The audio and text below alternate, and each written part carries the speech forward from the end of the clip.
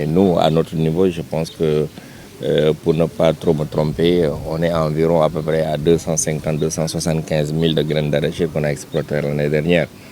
Et qu'aujourd'hui, compte tenu quand même de l'évolution quand même de la production de l'année dernière, on avait fixé nos objectifs et qu'on avait atteint à notre niveau, mais en attendant quand même des chiffres officiels, on était à peu près à 80% de nos objectifs cette année-ci.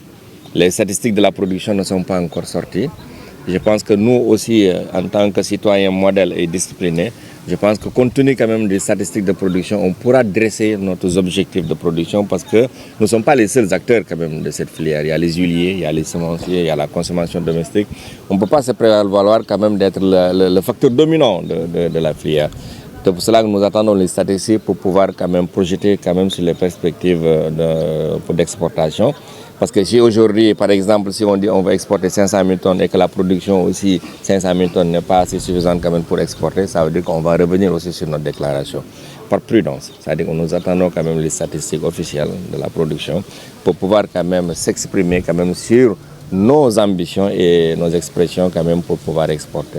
Non, les recommandations, je pense que pour éviter une mauvaise campagne, c'est la concertation, c'est ce que nous faisons.